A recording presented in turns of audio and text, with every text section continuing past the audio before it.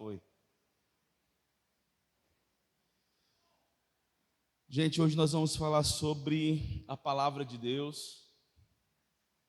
Nas últimas aulas nós falamos bastante, sobre... A última aula nós falamos sobre batismo e batismos, Falamos bastante sobre o que é ser batizado, a origem do batismo, porquê do batismo, A necessidade do batismo.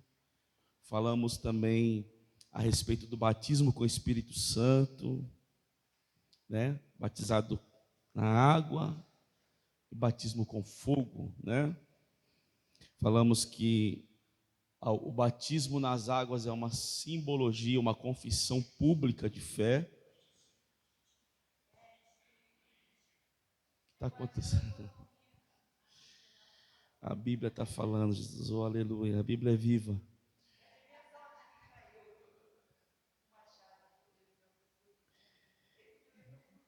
E também falamos da importância do batismo com o Espírito Santo. Batismo com o Espírito Santo, que hoje a gente vê uma grande dificuldade, queridos, das pessoas hoje se entregarem ao ponto de serem batizadas com o Espírito Santo. O batismo com o Espírito Santo, ele é tão importante, eu posso até dizer assim que o batismo com o Espírito Santo, ele chega a ser mais recomendado até do que o batismo nas águas. Porque o batismo nas águas, como eu expliquei na aula passada, ele é uma simbologia. Então tem muita gente que hoje toma banho de rio, toma banho de piscina, toma banho na água, mas não tem evidência nenhuma de batismo. Você percebe que a pessoa ela deitou na água, mas não mudou nada. Já o batismo com o Espírito Santo, para a pessoa receber, ela precisa ter mudança de vida, Deus não batiza qualquer um de qualquer maneira. Então muitas vezes está faltando um pouco mais de ousadia para a igreja, de querer mais isso, de desejar mais isso aí. Mas o tema de hoje é a palavra de Deus, e eu quero percorrer com vocês aqui hoje em alguns pontos que eu acho importantes sobre a Bíblia Sagrada, Você vê que, por exemplo, hoje é quarta-feira, hoje era o culto para nenhum crente faltar. Para mim, a quarta-feira de estudo é o dia mais importante de se estar na igreja. Aí você vê que isso aqui hoje, que a gente vai aprender hoje, já não tem mais valor para alguns. Livro dos Salmos 119, verso 105. Salmos 119 e o verso 105. Abra aí a sua Bíblia, faça a sua anotação. Livro dos Salmos 119, verso 105.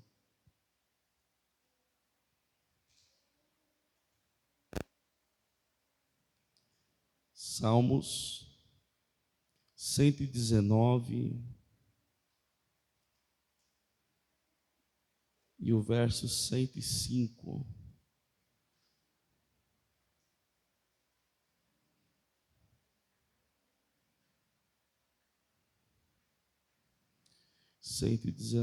Verso 105.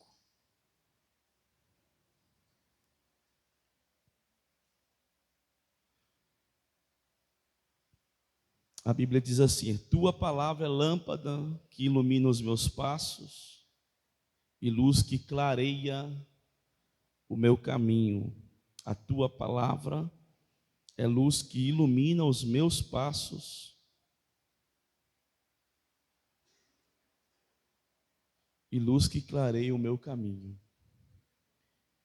Então, o que é a palavra de Deus? A palavra de Deus é o que nos faz enxergar o caminho para chegar até Deus. O caminho para se chegar a Deus é através da palavra. palavra de Deus, ela nos impulsiona, ela nos dá alimento. A palavra de Deus, ela nos dá vida. A palavra de Deus, ela nos faz conhecer Deus teoricamente e também nos faz viver experiências com Deus que você só consegue ter à medida que você o conhece. Muitas pessoas hoje, elas conhecem a palavra, mas não conhecem o Deus da palavra. E esse é um dos pontos, porque a Bíblia, se você ler ela de uma forma comum, ela é só um livro.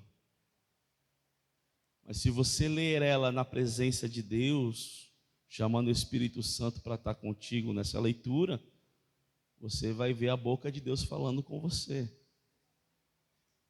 Então a palavra de Deus, ela não é só uma lâmpada, mas ela também é uma bússola, é um guia para nós, né? Ela nos encaminha para mais perto de Deus, para viver com Deus, para andar com Deus, né? A palavra de Deus, ela nos dá diretrizes para se achegar a Deus.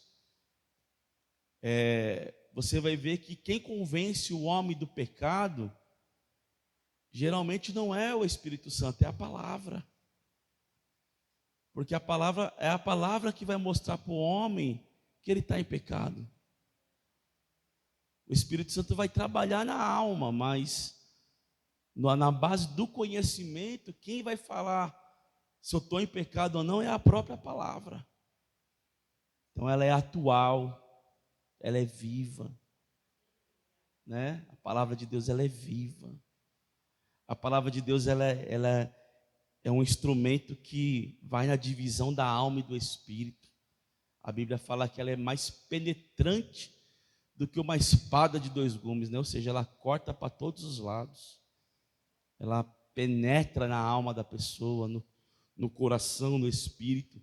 E traz sim para nós os pontos de arrependimento. Você vai ver que a Constituição, a lei, ela só existe por causa da palavra. Se não existisse a palavra, não existiria a lei. Se não existisse a palavra, não existiria a lei. O povo de Israel só andava pela lei porque conhecia a palavra. E é por isso que os pequenos, quando atingiam uma certa idade, eles eram entregues. E só saía depois que completava a idade que tinha de cor, na cabeça o Pentateuco, os livros de Moisés, ou como se quiser chamar, a Torá. Então eles tinham que conhecer a palavra, porque a palavra de Deus é o que mostrava aquilo que Deus queria. Amém, irmãos? Vamos para o primeiro slide então, para a gente não perder tempo hoje. Primeiro slide, querido. Abre aí comigo aí, sua Bíblia, já deixa ela preparada, porque você vai ler bastante hoje. Quero falar com vocês aqui rapidinho, passar um slide sobre a origem da palavra de Deus. A origem da palavra, a origem, a história.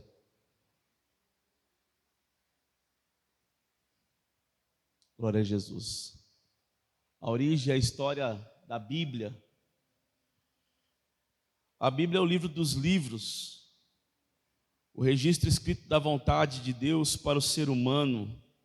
Ela é formada por um conjunto de 66 livros, escritos num período de 1.600 anos, por 40 autores diferentes, épocas, culturas e posições. Entre eles encontramos reis, profetas, homens cultos e homens simples, como pescadores e lavradores.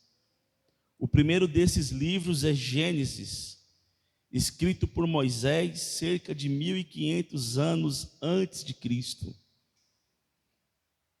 O último é Apocalipse, escrito por João no ano 96 da era cristã.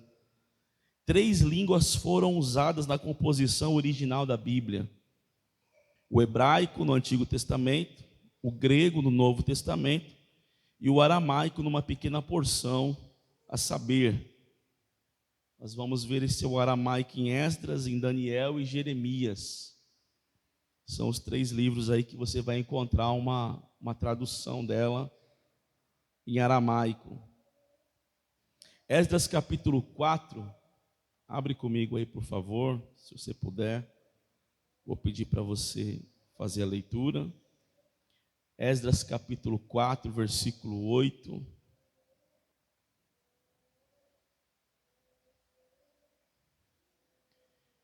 Esdras capítulo 4, versículo 8. Abre para nós aí, por favor.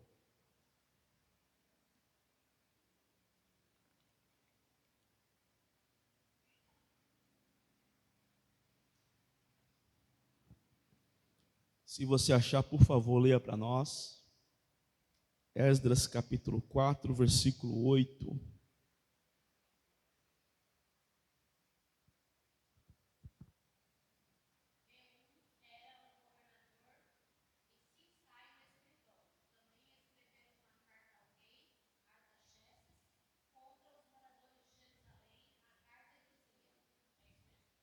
É? Acabou? Pode ler.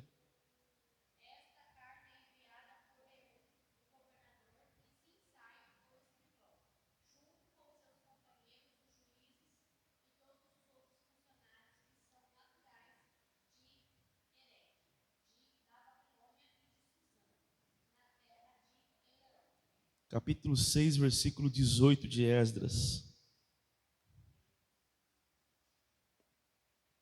Capítulo 6, versículo 18.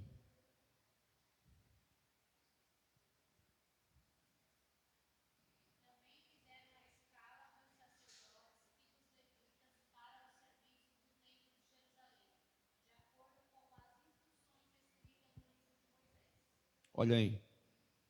Daniel capítulo 2, versículo 4. Lê para nós aí, por favor. Daniel capítulo 2, versículo 4.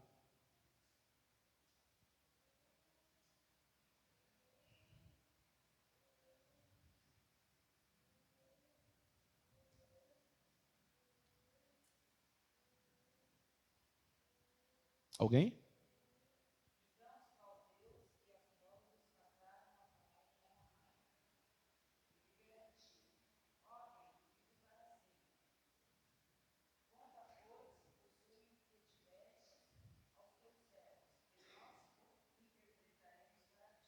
Glória a Deus. Jeremias capítulo 10, versículo 11. Jeremias capítulo 10, versículo 11.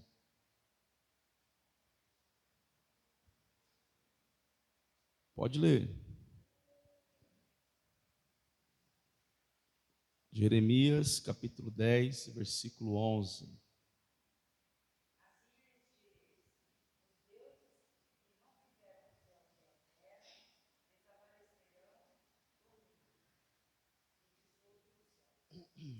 Glória a Jesus, né? Então são os 3 livros aí, que todos eles têm uma porção de aramaico nesses livros, né? Eles foram escritos em aramaico, depois foram traduzidos para o hebraico, e aí depois, com o tempo, foi para o latim, do latim veio parar aqui para nós, no português, queridos. Amém até aqui, irmãos? A origem da Bíblia, então, é essa. São 66 livros. Foi escrita em 1.600 anos. São 40 autores ao total, tá bom? De épocas diferentes, de posições diferentes, de culturas diferentes, né? O primeiro é Gênesis, o último é Apocalipse. E assim nós vamos indo. Ponto 1. Canais humanos sob a inspiração divina. Vou ler com você aqui para você entender algumas coisas. Como dissemos, a Bíblia foi escrita por homens, eles tinham sua própria personalidade, redigiram debaixo das qualidades naturais que possuíam. Entretanto, todos foram inspirados por Deus na tarefa de escrever sua palavra. Alguém já abre para mim aí 2 Pedro 1, 21. Segundo livro de Pedro, segunda carta de Pedro, capítulo 1, versículo 21. Isso significa que o elemento humano não foi anulado, mas o elemento divino o guiou com precisão. A grande evidência dessa inspiração está no poder inigualável que a Bíblia tem de transformar vidas, aproximando-as de Deus. O fato de, por mais ilustrar esse caráter divino que ela possui. 2 Pedro 1, 21, quem achou? Lê para nós, por favor.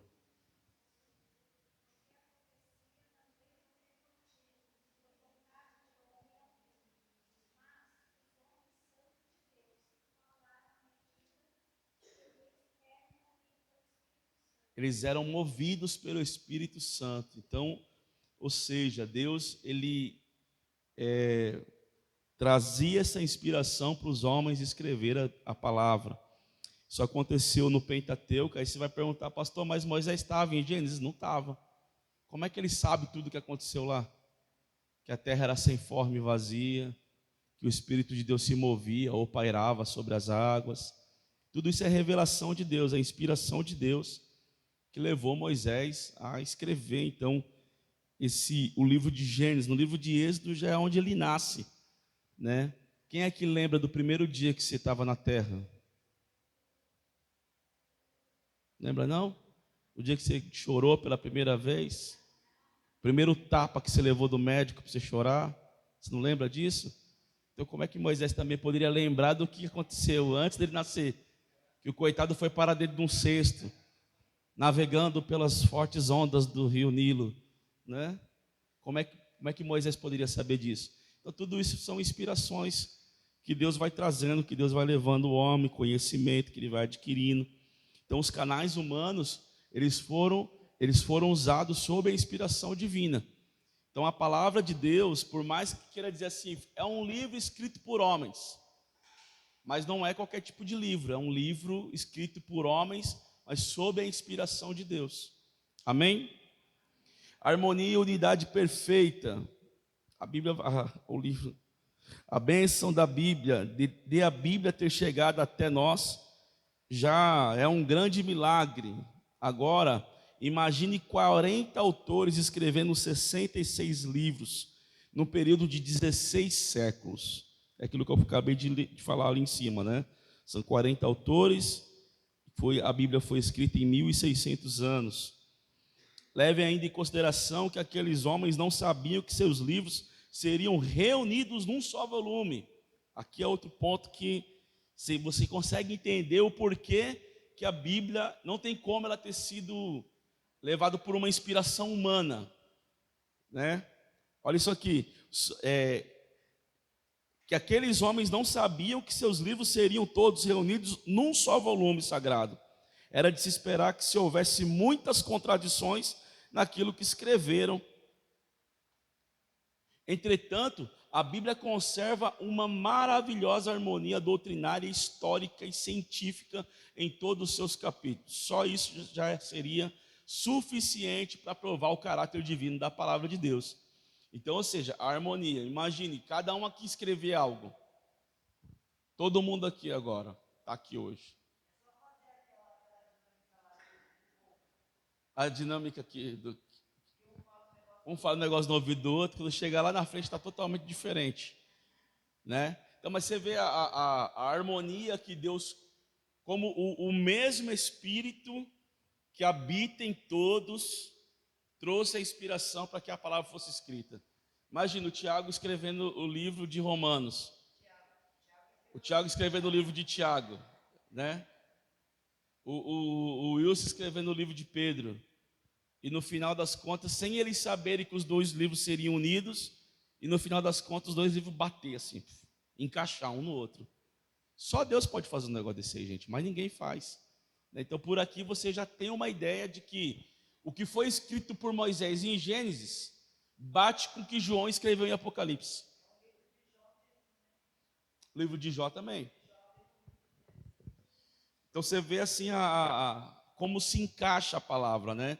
Então esse é um ponto onde a gente entende, então, na origem da Bíblia, que ela tem harmonia e uma unidade perfeita, ela se encaixa. Então não tem como dizer que a Bíblia é só um livro. Não dá para falar que a Bíblia é só um livro. Verdadeiramente ela é a palavra de Deus.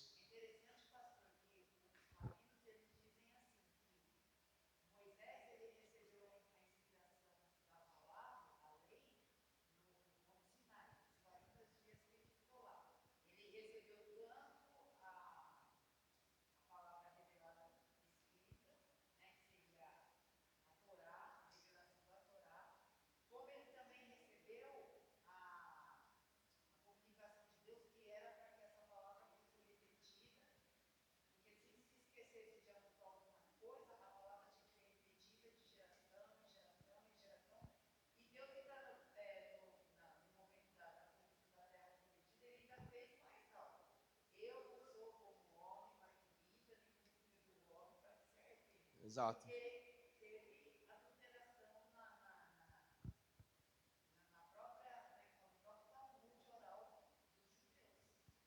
Pois é, então, mas Deus ele não falha, né? Você vê que a Bíblia se encaixa, ela não tem erro na Bíblia. Você vai encontrar talvez erros de tradução. Aí já é um erro humano, de traduzir uma palavra, que nem tem muita palavra que você pega ela no original, ela quer dizer uma coisa, mas aí no português ela quer dizer outra. Então é a hora que você precisa estudar isso aí. Então a Bíblia também, você não entende a Bíblia de qualquer jeito, né? Tipo,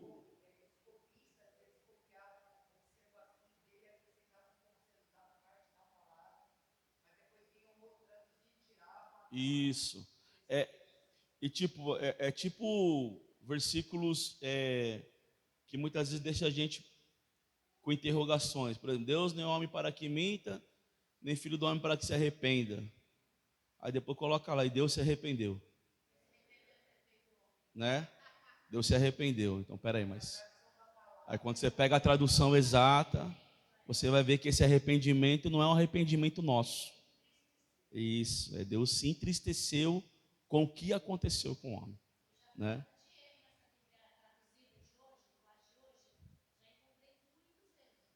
Tem que tomar cuidado.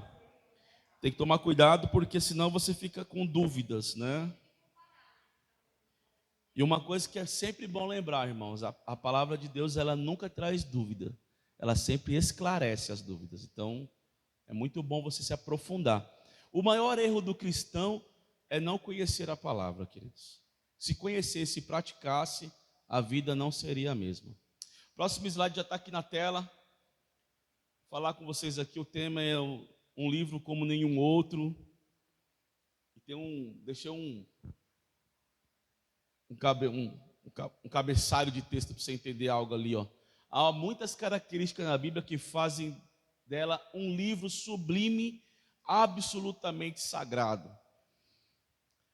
A Bíblia, ela é muito mais do que um livro que vai te dar uma direção, né? Ela ilumina, ela inspira, ela atrai, ela preserva e ela é precisa. Então a palavra de Deus,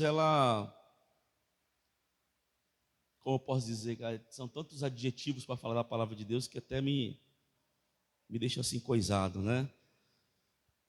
É um tipo de livro que além de ser atual, ele te confronta, ele te corrige, né?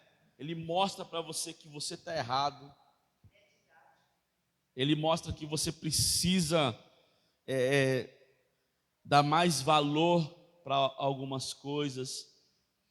Então, esse livro ele não é como qualquer outro livro, né? Eu ouvi uma frase uma vez que diz assim: a Bíblia é o único livro que o autor se assenta para ler com você, né?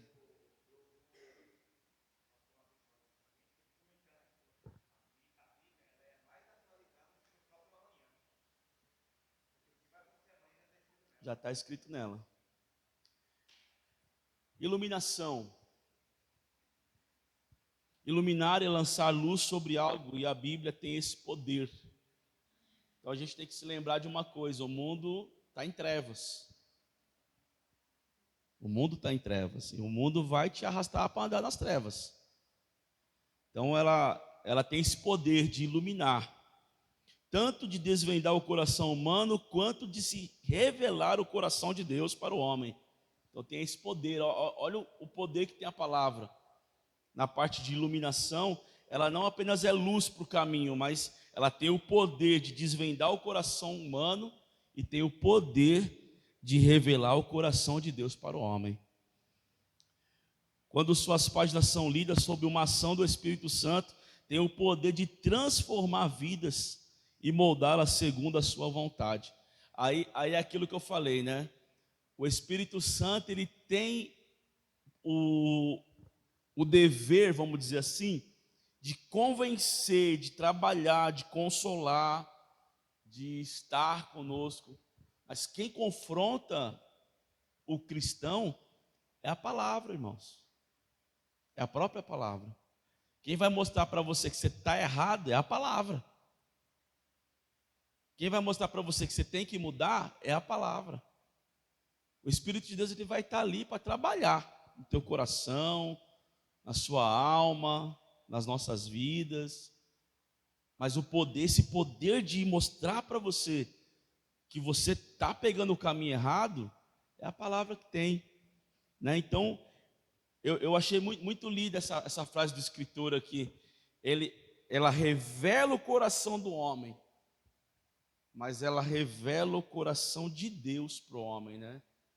Aí você vai entender que o nosso Deus, ele é amor, que o nosso Deus, ele é misericórdia, que o nosso Deus é Pai, que o nosso Deus é bom. Ok, aí depois ela revela também que o nosso Deus também é justiça, que ele gosta das coisas certas, que o nosso Deus é um Deus de princípio, é um Deus de verdade, né? E aí vai. Então, iluminação, ela é a luz sobre as nossas vidas. Então ela vai iluminar o caminho para você entender, ó, isso aqui está errado, isso aqui está certo. Pega esse caminho aqui, não sai desse caminho, ande por esse, né? Então a palavra tem esse poder. No 2, está falando assim, inspiração. Já temos falado que homens escreveram sobre a inspiração divina. Está registrado que a profecia não foi produzida pela vontade dos homens, mas homens da parte de Deus falaram movidos pelo Espírito Santo. A gente leu aí, 2 Pedro 1:21. Esta inspiração garante uma unidade completa e um poder sobrenatural às suas palavras. Então, ou seja, hoje Deus não está escrevendo um outro livro sagrado, mas Deus continua através da sua palavra, inspirando homens e mulheres de Deus para pregar a palavra de Deus para aqueles que precisam, para aqueles que necessitam. Então, a palavra de Deus, ela continua sendo uma fonte de inspiração, né? Você está lá todo triste, magoado, desanimado, sem motivo para cantar uma bela canção, de repente você vai ler uma palavra, aí Deus fala com você, e a palavra de Deus já te inspira, te motiva, te põe para cima, né? Esse é o maior erro da gente, né, irmãos? Porque a gente vai para o Facebook, a gente vai para o Instagram, a gente vai para o YouTube, mas a gente não vai para a palavra, né? E a palavra tem esse poder de levantar as nossas vidas. A palavra tem poder de impulsionar você, de arrancar o desânimo para fora, jogar para fora o desânimo da sua vida e levar você a ter uma vida em Deus, né? Uma vida de alegria. Ele dá inspiração para o seu dia. Por isso que o devocional, ele é muito importante para a nossa vida, porque ele inspira as nossas vidas para o dia que está chegando. Então, quando você começa o seu dia na presença de Deus, é uma coisa. Quando você começa sem ter a presença de Deus, é outra coisa, irmãos. Se você avaliar seus dias, que você dedica ao Senhor o seu primeiro tempo, você dedica ao Senhor a sua primeira hora, você vai ver que o seu dia é de um jeito. Mas quando você começa o dia já nas suas tarefas, na sua correria, você vai ver que o seu dia é outro dia. Parece que as coisas não dão certo, parece que você está isolado no mundo, parece que está dando tudo errado, e aí você fica... Só não sabe disso quem não provou isso aqui que eu estou falando ainda. né? Então, o bom seria que todos nós tivéssemos o costume de começar o nosso dia já na presença de Deus. Eu vou falar para vocês, por exemplo, de mim, hoje mesmo, né? Hoje mesmo. Hoje eu acordei e eu não parei para fazer devocional. O meu dia hoje não foi legal. Meu dia hoje não foi bom. Inclusive, eu estou com dor de cabeça até agora. Então, meu dia não foi bom. Parece que, tipo assim, alguma coisa deu errado, eu não tive motivação, alguma coisa aconteceu comigo hoje. Não, pastor, isso é psicológico. Não, não é psicológico, irmãos. É algo espiritual. Por quê? Porque nós estamos numa batalha diária. Esse é o ponto que muita gente e os cristãos não querem entender. E por que vocês não querem entender isso? Porque isso dá trabalho. Dá trabalho andar com Deus. Não é fácil andar com Deus. Não é fácil ter Deus na vida todo dia. Requer algumas coisas. Então, por exemplo, você vai conversar com uma pessoa que ela ama o corpo dela, que ela cuida bem do corpo dela, você vai ver que ela já amanhece o dia dela comendo certo, andando certo. As primeiras horas do dia dela já é dedicado dentro de uma academia, ou então em algum lugar correndo, fazendo. Por quê? Porque ela está cuidando de algo, dá trabalho ser assim. Então, quando você pega uma pessoa que ela não cuida dela mesmo, você vai ver que o dia dela começa meio-dia, 11 horas, sai da cama a hora que dá para sair da cama, não está nem aí, come de qualquer jeito, anda de qualquer jeito. É uma pessoa sedentária, não faz nada da vida. É fácil viver assim. Porém, olhando biblicamente, uma pessoa que não tem essa disciplina para andar com Deus, é uma pessoa que ela é instável. Então você vai ver ela muito feliz hoje, e você vai ver ela muito infeliz amanhã. Geralmente ela é mais infeliz do que feliz. Por quê? Porque ela não é disciplinada. Então, para você cuidar da tua alma e você cuidar do teu espírito, dá trabalho. Não é de qualquer jeito. Então, por isso que eu estou falando de mim. Hoje eu negligenciei, eu procrastinei hoje o meu dia. Eu falei, hoje eu não estou afim, eu estou cansado. Cheguei quase 2 horas do monte ontem. Hoje eu não vou fazer devocional, não. O meu dia não foi bom. Foi aquele dia que não rendeu. Aquele dia que, tipo assim, que eu falei, está um dia sem graça hoje. Sabe? Está um dia sem graça. Eu já tinha estudado, eu falei, chegou uma parte da tarde, eu falei, eu vou começar a montar os slides para rodar hoje à noite. Mas sabe, quando eu já acabei quase de montar os slides, quase perto da hora do culto, foi aquele dia que não rendeu, aquele dia que não andou. Eu falei, aí lá dentro da alma veio uma flecha falando assim, escrita assim, devocional. Eu falei, não fiz. Sabe aqueles 5 minutinhos de oração? Tudo isso muda nosso dia. Então a pessoa vai falar assim, o crente é feliz. Depende. Tem muito crente infeliz, gente. Tem muito crente infeliz e muito crente que gosta de fazer outras pessoas serem felizes com ele.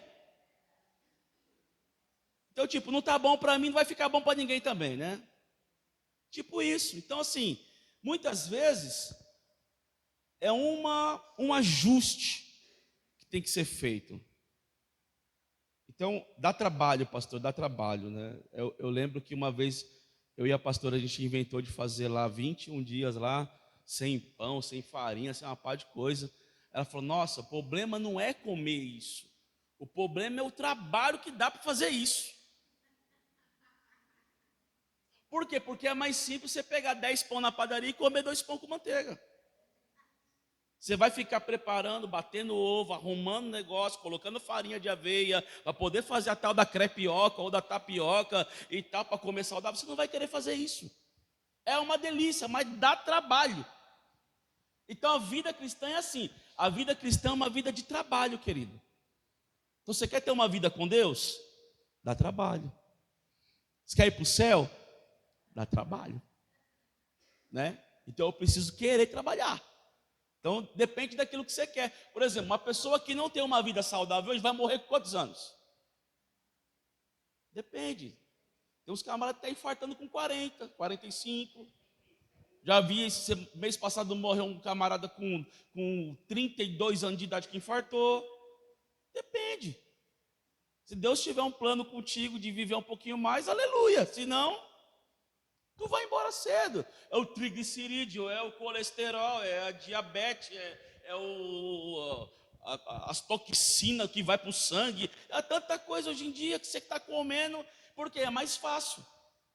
O que é mais fácil? Eu preparar um café da manhã saudável ou eu comprar o pãozinho ali da Panko? É o pãozinho da Panko, então vai ele mesmo, que é mais rápido. Está entendendo, amados? Então dá trabalho. Hoje em dia, quer ver só uma coisa, irmão? Quem é que gosta daquele negócio chamado, eu não tenho nada contra, tá? Mas quem é que gosta de comer aquele negócio chamado nugget?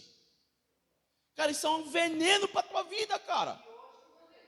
Miojo, quem é que gosta do miojo? 3 minutinhos, Nissin Lamen, olha lá. No final você vai lamentar porque você comeu esse negócio um dia. Tá entendendo? Dá câncer. Cara, suquinho do pozinho. Dá trabalho você espremer 20 laranjas para fazer um copo de suco, irmão. Dá trabalho. Você vai ficar lá espremendo laranja? Não, você não quer. Você quer comer rápido, você quer fazer as coisas rápido. Tá entendendo, querido, o que eu estou querendo dizer? Com a palavra de Deus é a mesma coisa. Com a Bíblia Sagrada é a mesma coisa. Você vê, eu comecei a falar da Bíblia, a dor de cabeça começou a passar já. Entendeu? É a mesma coisa. É a mesma coisa. Então dá trabalho você pegar um livro, você parar para ler versículo, você parar para orar, você saber, nossa, eu vou entrar às 6 da manhã no trabalho, você saber, meu, se eu levanto 5h30 para arrumar, vou ter que levantar às 5 para me tirar um período de oração, para me ler a palavra, para poder sair de casa abençoado. Dá trabalho. Dá ou não dá trabalho? Dá trabalho ser crente, gente. Dá trabalho ser crente. Se tiver fácil, está errado. Está errado. Não é fácil, não é fácil. Então, assim, como que pode ser para mim uma fonte de inspiração se eu não a busco? Olha o que o Senhor disse: o meu povo perece por não conhecer as Escrituras. Então a gente vai caindo de pecado em pecado, procrastinando aqui, procrastina ali, procrastina lá, daqui a pouco está desanimado, daqui a pouco saiu da igreja, daqui a pouco desviou e perdeu a alma. E não é isso que Deus quer. A Bíblia fala que o Senhor veio para salvar a todos. Então a salvação é para todo mundo. Jesus deixou lá, ó. É só bater com os critérios que está na plaquinha aqui da cruz que você entra. Se não bater, tu fica. Ponto final. Então é fonte de inspiração. 3, é atração também. O caráter divino da Bíblia, que depois de 2000 anos de completado o seu compêndio, ela continua sendo o livro mais lido, mais vendido e traduzido no maior número de línguas. Nenhum outro livro se lhe aproxima nesses termos. Além do mais, suas páginas podem ser lidas, multiplicadas vezes por uma pessoa, e ainda assim estarão renovadas e trarão sempre um refrigério para a alma humana e alimento para o seu espírito. Ou seja, a palavra de Deus nos atrai a Deus, né? Então, por que é atração? Porque ela nos atrai até Deus. E outra coisa, nenhum best-seller do mundo se compara com a palavra. Nenhum, queridos, nenhum. Nenhum livro no mundo, o mais vendido no mundo, não chega perto da Bíblia. Nenhum livro do mundo tem tantas traduções em línguas como tem a Bíblia. Ou seja, a palavra de Deus está em todos os cantos do mundo. Aonde você vai, ainda que seja proibida a leitura dela, mas você vai encontrar uma Bíblia lá. Você vai achar uma Bíblia ali. Então, a palavra de Deus, ela é isso, ela nos atrai para Deus, né? Ou seja, a gente lê a palavra de Deus hoje. Se eu emprestar a mesma folha da Bíblia para Penha amanhã, Deus ele atualiza e Deus renova a vida da Penha por aquela palavra de ontem que eu li, sendo a mesma página. Ou seja, você vai pegar 10 pregadores, você vai dar o mesmo tema, todos eles vão pregar a mesma palavra numa inspiração diferente, numa eloquência diferente, numa forma diferente de aplicar aquele mesmo texto. Ou seja, ela vai se atualizando para o momento. Então é por isso que a Bíblia ela é mais atual do que o jornal de amanhã. Porque ela vai se atualizando, ela vai mostrando para você, olha, vai acontecer isso, vai ser assim, vai ser assim. Aí quando você chega naquele, você fala, meu Deus, a Bíblia, eu li isso ontem. É impressionante a Bíblia. Fala, Penha.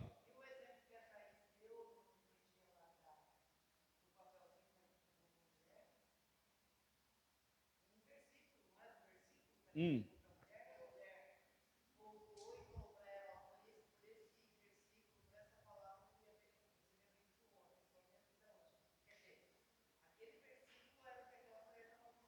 Sim. E assim, a palavra de Deus, ela é assim, né? Ela é assim. 4, preservação. Pedro diz que a palavra do Senhor permanece para sempre. Isso tem sido provado com a história, apesar da perseguição e da oposição científica do tempo tão longo que foram escritos seus originais, a Bíblia se conserva íntegra até os dias de hoje. Então, ou seja, não adianta tentar acabar com a Bíblia, destruir a Bíblia. A Bíblia ela se preserva. A palavra de Deus ela vai se preservando, né? A palavra de Deus ela não volta vazia, né? Ela permanece para sempre. 5, ela é precisa, ou seja, precisão.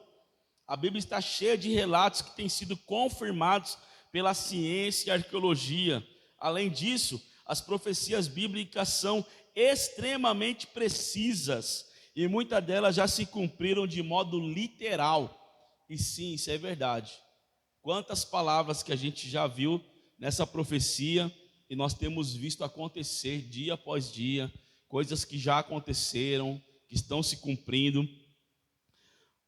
A maior profecia está para se cumprir, que é o dia que o Senhor vai vir buscar a igreja dele, acontecerá o arrebatamento e o Senhor vem para reinar aqui na terra.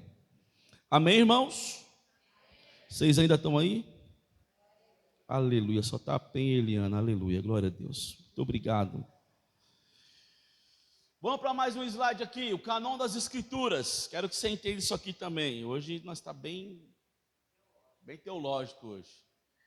Muitos livros têm sido escritos por servos de Deus durante a história, mas apenas 66 reunidos na Bíblia são considerados como redigidos sob completa inspiração divina, né?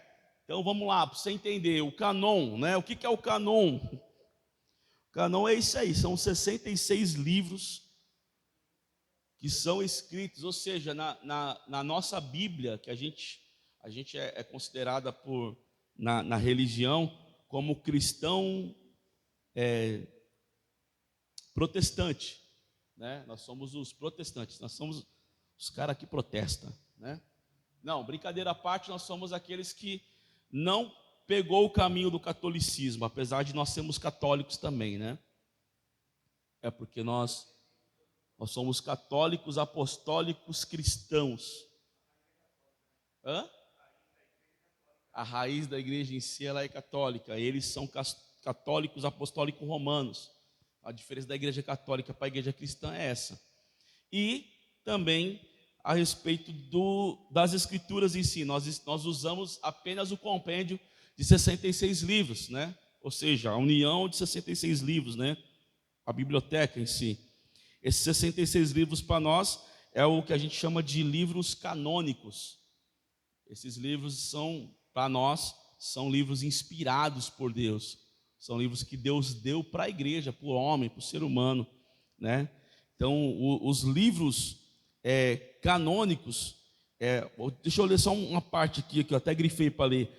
Essa coleção completa dos livros sagrados são chamados canon, uma palavra grega que significa vara de medir e tem sentido de servir de norma, de regra. Assim, a Bíblia é a nossa regra de fé e prática. Por isso que nós não podemos fazer nada que fuja da Bíblia. Então, qualquer coisa que eu fizer que fuja da palavra, eu estou negligenciando a minha fé. Então, a minha fé ela se baseia por aquilo que está escrito na palavra de Deus. Então, aqui fica uma dica, né? Porque tem gente que fala, como que você sabe que o seu Deus é o Deus verdadeiro? É porque eu ando por aquilo que a palavra de Deus me ensina. Então a minha fé é baseada naquilo que eu conheço através desses 66 livros. Amém, irmãos? Oi.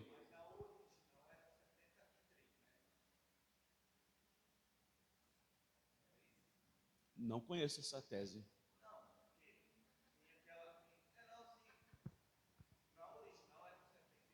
73 não conheço, não. Não. Não, não, não. Não, não, não. Por isso mesmo. Espera que eu vou chegar aí. Não, não é isso, não. Original são 66. Não é esse que está falando, não é original. A gente chama esse aí desses livros de livros apócrifos. São livros que não são considerados inspirados por Deus. Entendeu? Então eles estão na Bíblia católica, mas não fazem parte do compêndio do canon. Não tem inspiração divina. Então, tipo assim, por exemplo, se eu for levar isso como original, Wilson, eu vou ter que pegar o livro dos Mormons e colocar aqui também.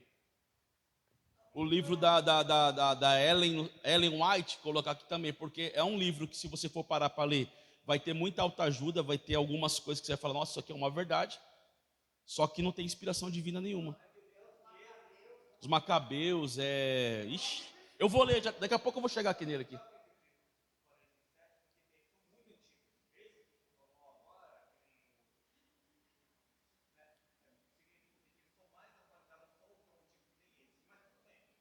Não, mas o que eu estou querendo dizer assim, eles não entram como original da Bíblia, pela falta de inspiração divina, entendeu?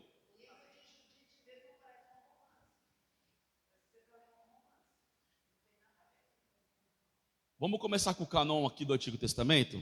Ali, ó, canon número 1, do Antigo Testamento. Os livros do Antigo Testamento foram reunidos e confirmados como de origem divina no ano 90 depois de Cristo. Olha quando eles foram confirmados. No ano 90 depois de Cristo. Eles podem ser didaticamente divididos em 5 livros da lei: o Pentateuco, Gênesis, Êxodo, Levítico, Número e Deuteronômio. Os 12 livros históricos. Isso aqui seria, eu vou até falar devagar. Se você quiser marcar, é muito legal você separar a sua Bíblia assim, porque vai te trazer uma compreensão muito grande da Bíblia. Eu já fiz isso, eu tenho uma Bíblia minha que é uma Bíblia cronológica, e eu consigo assim entender assim, sessão por sessão da Bíblia. Eu vou ler de novo aqui para você marcar isso se você quiser, tá? Então assim, 5 livros da lei, que é o Pentateuco. Então é Gênesis, Êxodo, Levítico, Números e Deuteronômio, né? Então são os 5 livros de Moisés. Isso aqui a gente aprendeu, né, na escolinha dominical, né, das crianças. 5 livros de Moisés, de Moisés, de Moisés. 5 livros de Moisés são os livros da lei. Primeiro Gênesis, segundo Êxodo, Levítico e Número, e por fim Deuteronômio, são os livros da lei. Gente, escola dominical, gente. Eu lembro dessas coisas. Hã? Nunca ouviu, mas não é hino, é escolinha dominical das crianças. Musiquinha das crianças para aprender, gente. Ó, você pode cantar com seu filhinho depois para você ensinar ele. É da minha época, né, cara? Não sei porquê, vocês são tudo da minha idade. São tudo da minha idade, tem uns que é mais velho do que eu aí, ó. Vem com essa conversa não, isso é falta de, ó. Gente, livros da lei então são 5, tá? Esses 5 são livros canônicos, livros inspirados por Deus, faz parte da palavra original da parte de Deus. Depois que acaba, isso é bom para você estudar depois, ó. Depois, quando acaba o Pentateuco, que é os livros da lei, começa então os 12 livros históricos, né? Que aí é Josué, Juízes, Ruth, 1º e 2º Samuel, 1º e 2º Reis, 1º e 2º Crônicas, Esdras, Neemias e Esther. São 12 livros aí que são históricos. Então são livros que você vai ler, você vai encontrar histórias do que aconteceu, como foi, por que o Davi olhou para Batseba tomando banho, o que o Davi fez com o marido da Batseba, e tal. Tá tudo nesses livros aqui. E engraçado, quando pega a parte de reis, Você vai encontrar Reis em Samuel, você vai encontrar a história de Reis em Reis, e você vai encontrar as crônicas dos reis no livro das crônicas, tá? Então, assim, é muito legal você estudar, assim, abre um horizonte para você. Você já sabe onde você vai procurar. Puxa, a história do povo de Israel passando por Jericó. Está por aqui, livros históricos. Você vai achar isso escrito lá, ok? Aí depois a gente tem 5 livros poéticos, né? Os livros poéticos começam em Jó, Salmos, Provérbios, Eclesiastes e Cantares de Salomão. Olha como você separar a Bíblia vai ficando legalzinho. 5 livros poéticos, né? Então é Jó, Salmos, Provérbios, Eclesiastes e Cantares de Salomão. Todos esses livros são livros poéticos. Por isso que você vai encontrar lá tantas palavras bonitinhas, né? Tanta coisa legalzinha, Deus falando, né? E tudo mais. São livros poéticos.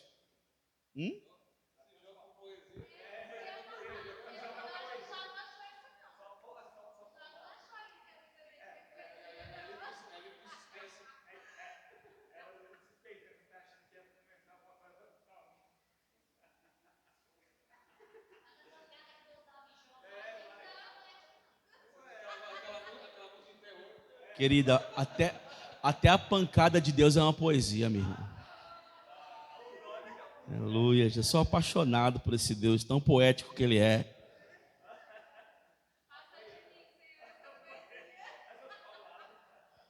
Não, Jesus, vem com força na poesia. Jesus Cristo de Nazaré, hein? Vamos lá. E por fim, então, são 17 livros proféticos, né? Então a gente vai ter agora uma separação aqui.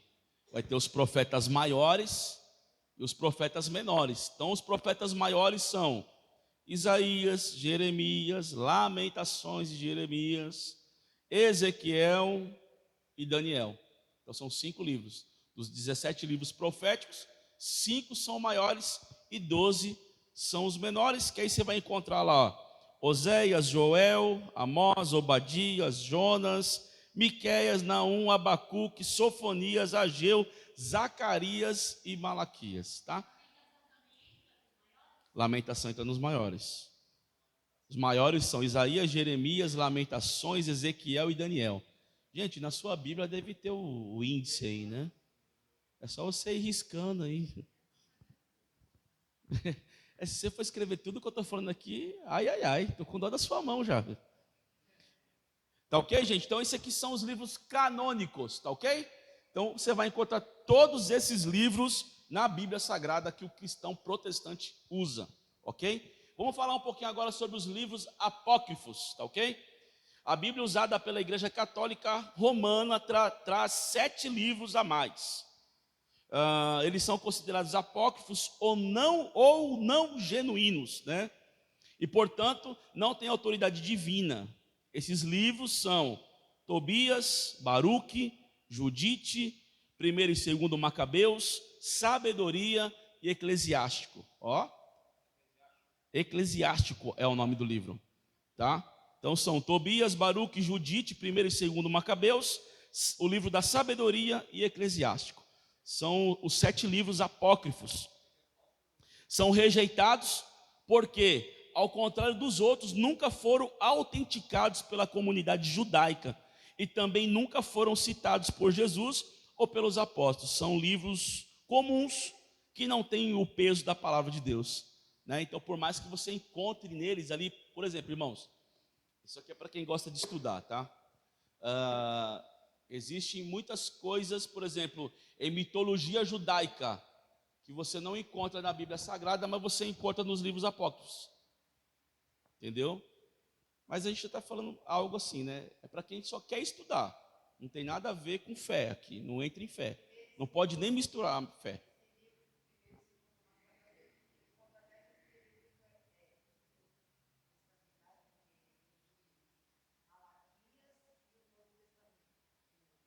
Sim.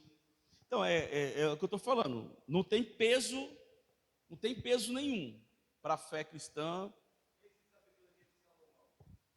Sabedoria de Salomão não é sabedoria só o nome do livro. Sabedoria de Salomão a gente tem em Eclesiastes, em Provérbios. Sim. Por que ele foi tirado? Porque não foi reconhecido. Boa, Flávia, você falou tudo agora. Ele nunca foi tirado, na verdade, ele nunca foi colocado. Você entendeu o que eu acabei de ler aqui agora? Ó, vou ler de novo, ó. Para, eles são considerados apócrifos ou não genuínos porque não têm autoridade divina. Então, ou seja, cadê aqui? São rejeitados porque, ao contrário dos outros, nunca foram autenticados pela comunidade judaica e também nunca foram citados por Jesus ou pelos apóstolos. Então, eles nunca foram colocados. Então, assim, você vai encontrar histórias, mas não são histórias com peso bíblico, com peso genuíno. Então, não foram colocados.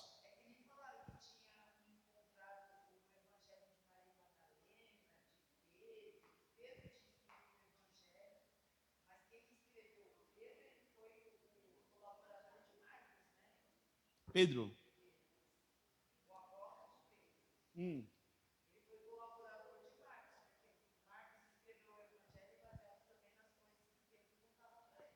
Sim, aí o que acontece? Com os livros apócrifos, o que vai acontecer aqui? É a mesma coisa com outros livros à parte. Você pode até usar para trazer um conhecimento, mas o que vai trabalhar realmente como base bíblica é o que está nos 66 livros. O canão do Novo Testamento. O Novo Testamento tem 27 livros, classificados em 4 grupos. Então, o primeiro grupo são os 4 evangelhos.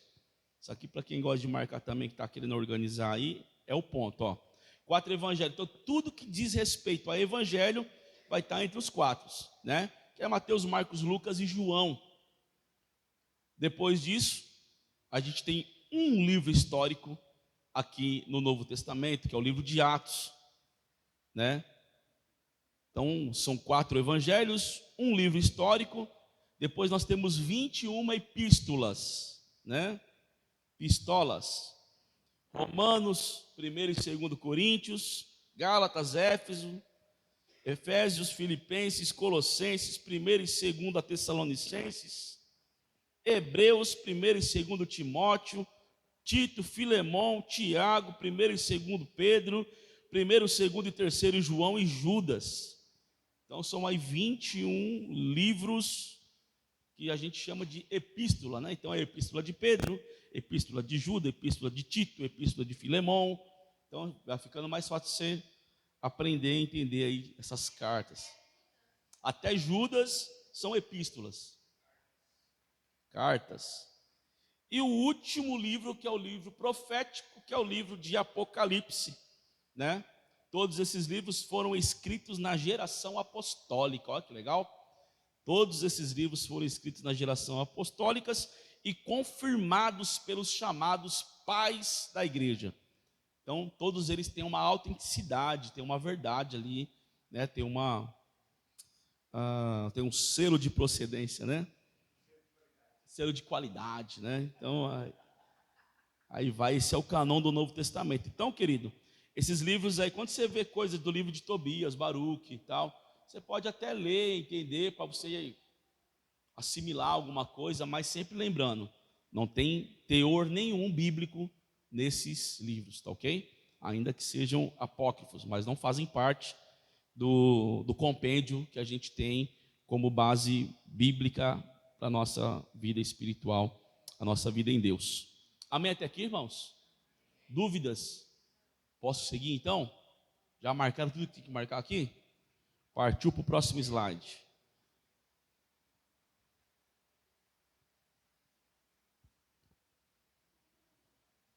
Carregou? Carregue, meu filho, vamos. Vamos lá então, o poder da palavra de Deus. A palavra de Deus, ela é eterna. E ela tem poder em si mesma. Isso é interessante, né? Vamos ler lá, pega Mateus 24, 35 aí. Ó, eu gosto assim, garoto. Continue desse jeito, viu? Cadê o Murilo? O Murilo que é o cara da Bíblia também, não veio hoje. Aleluia, olha lá. Passará o céu e a terra, mas as minhas palavras não vão passar, né? A palavra de Deus, ela é eterna, ela tem poder em si mesma. E está escrito, né, que ela é viva e eficaz, mais cortante do que qualquer espada de dois gumes, e penetra até o ponto de dividir a alma e o espírito, juntas e medulas, e é apta para discernir os pensamentos e os propósitos do coração. Está em Hebreus capítulo 4, versículo 12, né? Olha o poder que tem a palavra de Deus. Esse texto usa 3 termos importantes para descrevê-la. Primeira coisa, ela tem vida. Ela tem vida. Vamos abrir lá, João capítulo 6, versículo 63. João capítulo meia dúzia, versículo 63. Alguém lê para nós aí, ela tem vida. Já era para ter ido, Samuel, de novo.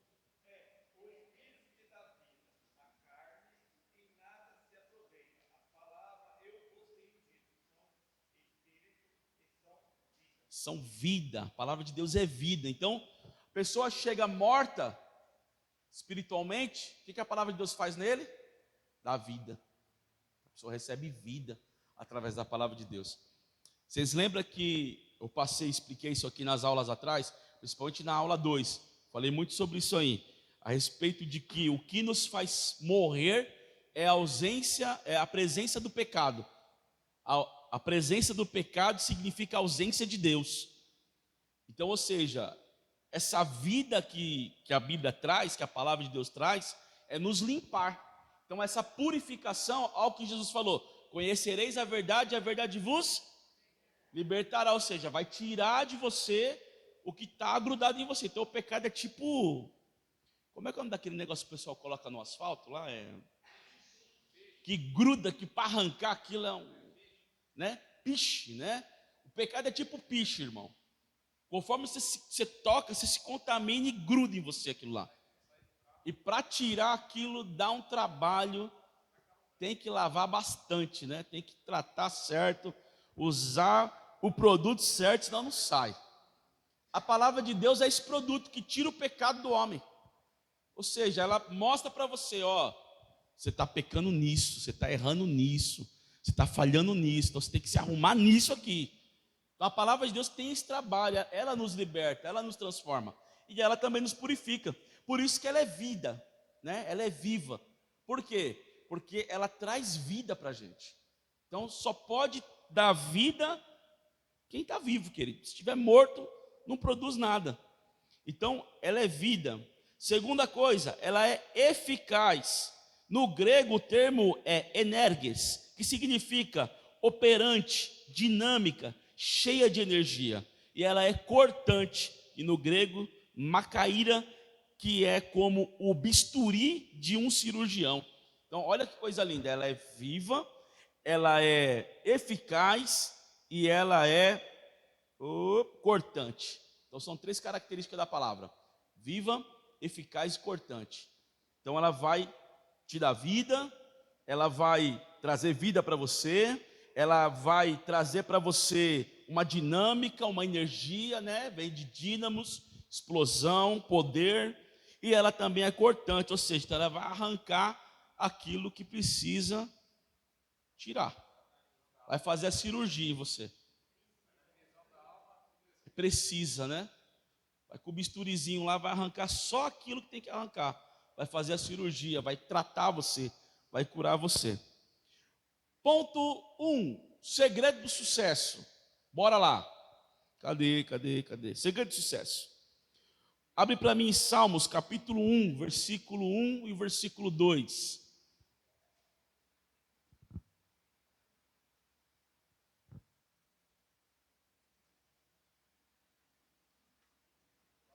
Salmos 1, versículo 1, verso 2. Os 2 versos. Verso 1 e verso 2.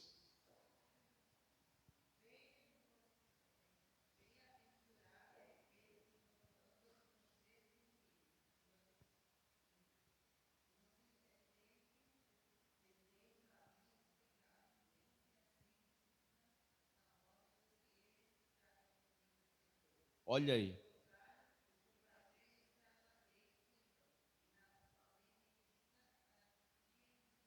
Glória a Deus, né?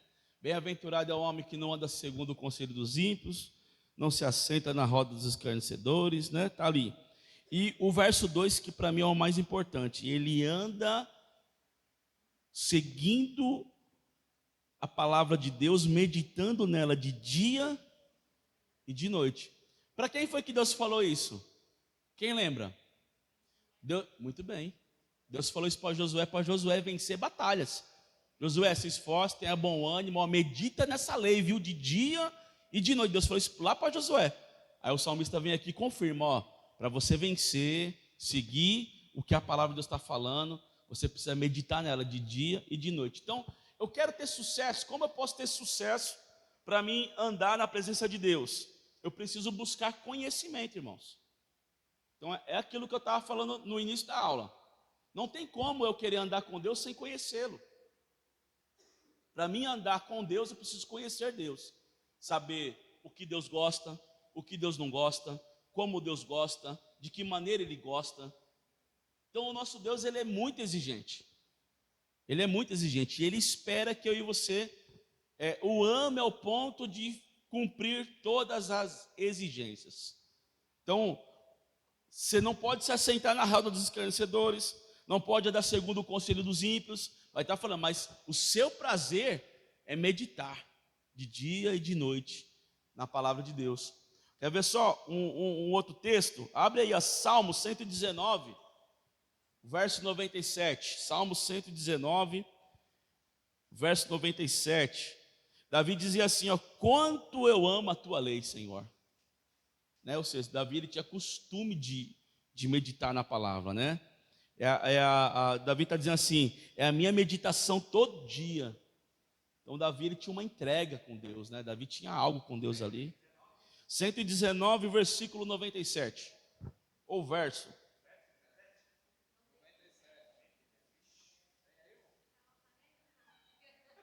Querido, é o maior capítulo da Bíblia.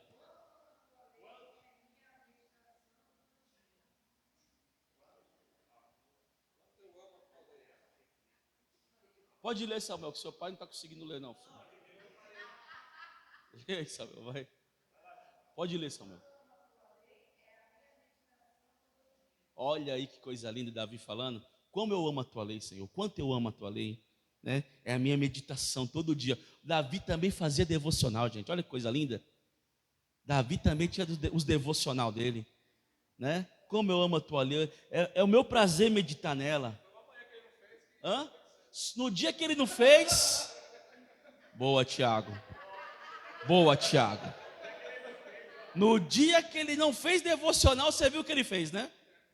Olha o poder que tem a palavra na nossa vida, logo nas primeiras horas do respirar pela manhã, irmãos.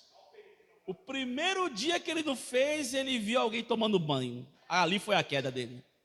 Se estivesse fazendo devocional, dava tempo da mulher acabar o banho e ele não ia ver nada de errado. Estava com a cara na Bíblia, né? Pense sobre isso, ó. Às vezes você está tão perto do pecado porque não foi para o devocional. Cuidado. As crianças cantavam assim, cuidado, olhinho com o que vê, né? Cuidado, olhinho com o que vê. O Salvador do céu está olhando para você. Cuidado, olhinho com o que vê. Estou muito infantil hoje, irmãos. Aleluia, né? Acho que eu vou poder mais kids domingo. Tinha uma parte dessa música que fala, cuidado, olho, boca, mão e pé.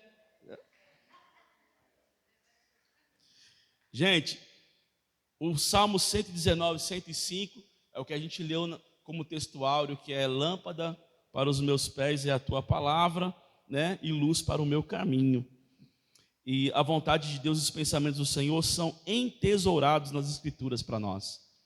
Então, quando a gente se dedica a aprender mais de Deus, a gente descobre tesouros na palavra que traz para nós uma riqueza muito grande. Então, assim, queridos, é normal eu ter altos e baixos na vida. O que não é normal é eu ter altos e baixos em Deus. Isso não é normal. Porque o que Deus propôs para nós foi uma vida de amor, uma vida de dedicação, uma vida de alegrias, uma vida de abundância nele. Então não tem como nós andar oscilando em Deus. A minha vida com Deus, ela precisa ser, como é que diz? Tem um versículo que fala que ela precisa ser constante. Obrigado, Flávio. Né? Preciso ter constância em Deus. Então, como que isso acontece? Através da palavra. Então, o melhor discípulo não é aquele que prega bem, é aquele que vive o que a palavra ensina. Então, o melhor obreiro não é aquele que tem uma boa palavra, que tem uma boa dicção, que canta bem, ou que sabe fazer algo que ninguém sabe fazer. O melhor obreiro é aquele que anda pelo que a palavra ensina. Então, para ser um discípulo de Jesus, eu preciso conhecer a sua palavra. Amém, amados? Fonte de intimidade e fé. Ler a Bíblia, meditando sob inspiração do Espírito Santo, é uma maravilhosa maneira de conhecer a Deus e ser edificado. Paulo já dizia, a fé vem pelo ouvir e o ouvir pela palavra de Deus. Romanos 10:17. O que o apóstolo está querendo dizer é que a fé é acrescentada quando ouvimos a Deus e ouvimos a sua palavra. Ou seja, quanto mais meditamos e estudamos as Escrituras, mais nossos sentidos espirituais são aguçados para receber revelação de Deus e, consequentemente, mais fé angariamos. Ou seja, essa intimidade com Deus é o que me leva a estudar mais a Bíblia, a conhecer mais a palavra, a ouvir mais a palavra. Né? Por exemplo, a gente brinca aqui a respeito de Ei, Deus, a pregação hoje foi paulada, a pregação hoje foi paulada. Eita, que hoje eu saí sangrando, né? Tal. A gente brinca com essas coisas, mas na verdade isso acontece porque nós precisamos se aprofundar mais em Deus. E a gente não vai ver Deus na Bíblia passando a mão no ego da gente. Quanto mais você lê a Bíblia, mais você vai sangrar. Você precisa sangrar. O bisturi tem que entrar em você e fazer a cirurgia.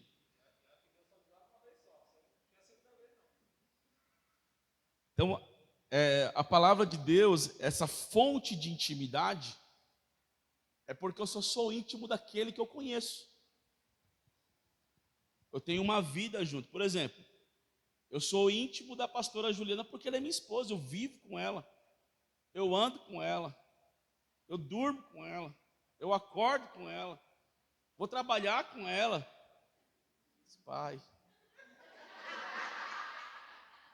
grande é o meu privilégio na terra, queridos. Hã? Grande, né? Aleluia. Então, assim, é intimidade. Se eu andar com Deus, se eu tiver de mão dada com Deus, se eu dormir com Deus, acordar com Deus, automaticamente a minha intimidade com Deus vai ser uma intimidade grande. Então, por que hoje nós não conseguimos ter intimidade com Deus? Porque nós estamos 90% do nosso dia dedicado a outras coisas. Então, e é claro, eu preciso trabalhar, eu tenho que pagar conta, né? Está chegando o pagamento, né? Aleluia, glória a Deus. Tem que fazer compra, tem que cuidar da casa, tem faxina, tem isso, tem aquilo outro. Tem tanta coisa para fazer. Mas o que Deus espera de mim e de você é que nós dediquemos o primeiro para Ele. E o último também. Porque se você conseguir dedicar a Deus o primeiro e o último do dia, a sua intimidade com Deus vai crescer. Por que fé? Porque quanto mais você medita na palavra, quanto mais você ouve da palavra, quanto mais você aprende da palavra, mais a tua fé, querido, fica aguçada.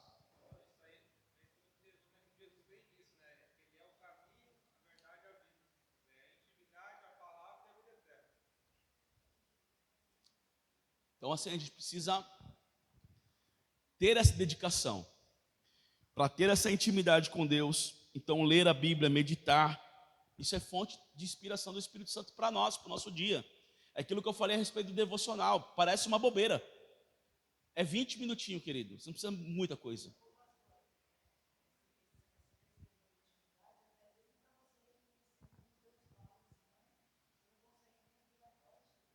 Sim.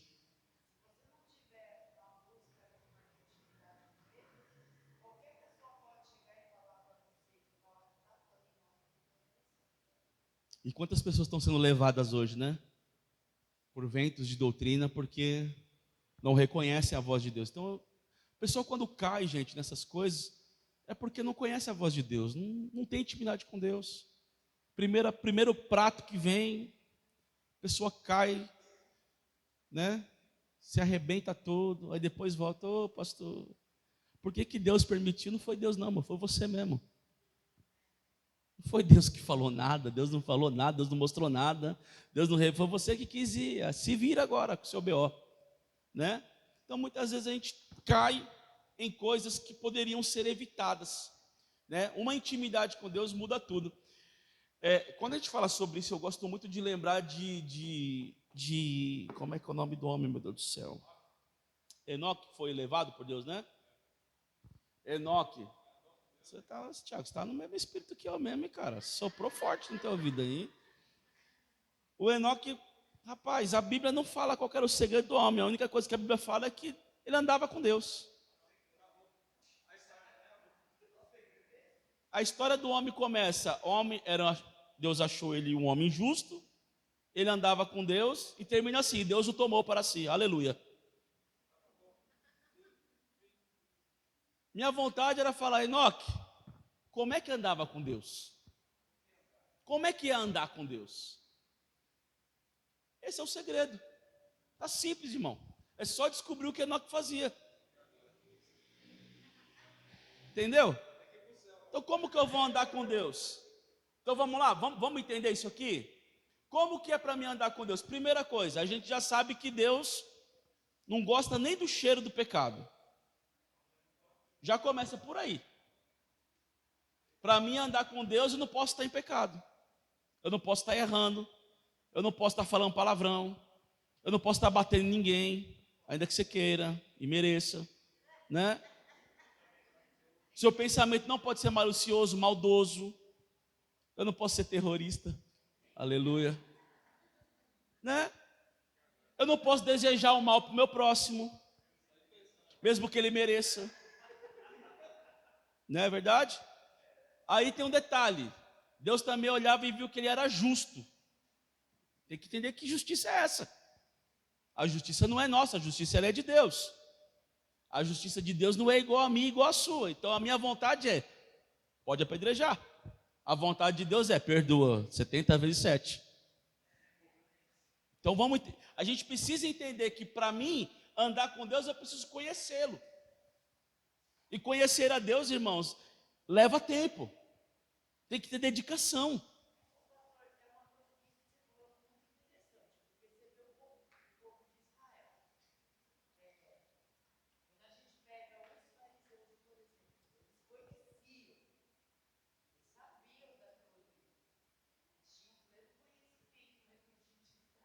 Então, mas aí entra aquele negócio que eu falei no começo da aula. Eu não tenho que conhecer a palavra de Deus. Eu preciso conhecer o Deus da palavra. Então, conhecer a Deus não é conhecer a Bíblia. Porque conhecer a Bíblia é eu estudar a Bíblia. Não, Deus está chamando a gente para um relacionamento. Então é o quê?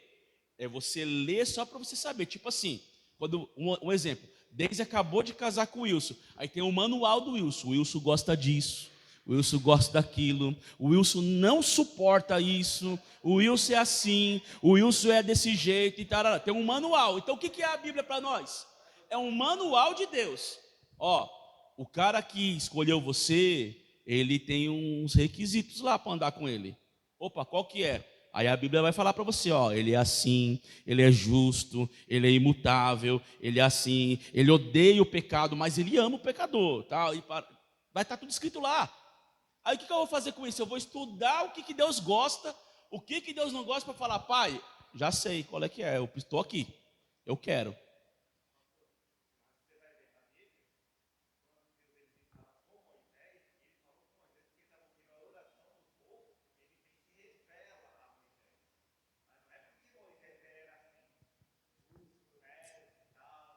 Não, tanto que não era que Deus falou, Moisés, se eu me aparecer, tu morre, cara.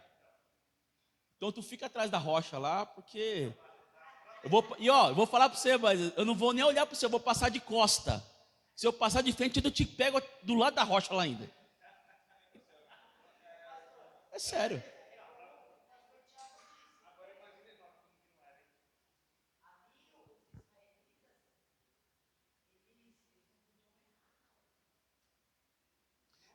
Aí que tá, Penha. Não é que eles não podiam errar.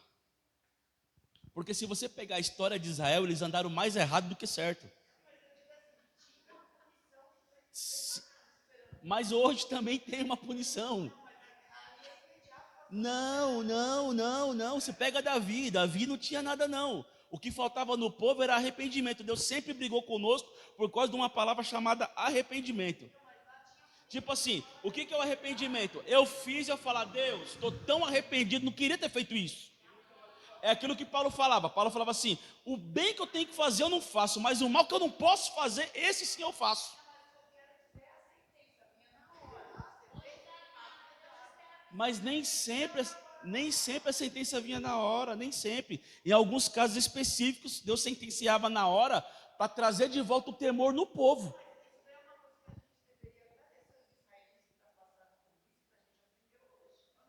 Não, mas mesmo assim nós não aprendemos, é difícil. O crente brasileiro acho que é o pior de todos, cara. Porque a gente sabe da verdade e faz errado.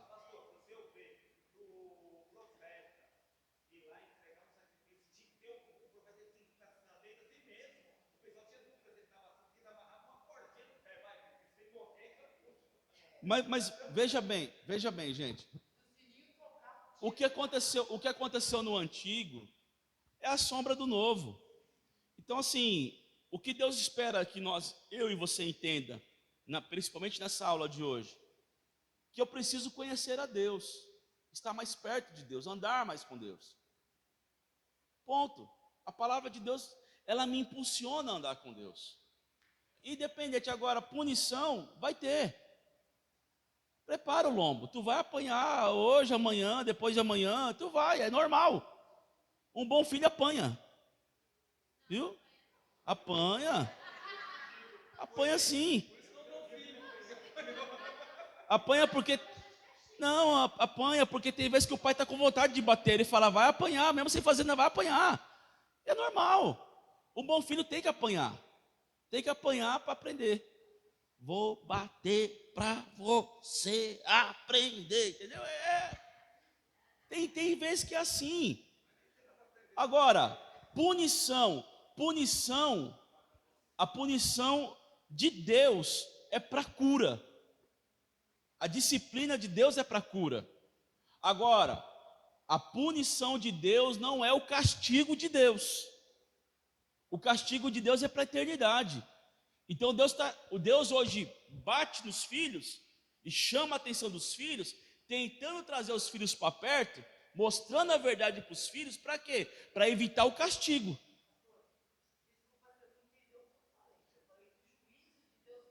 Não, sim, eu entendi. Não estou falando disso, não. Já virei a chave, já, irmão. Já.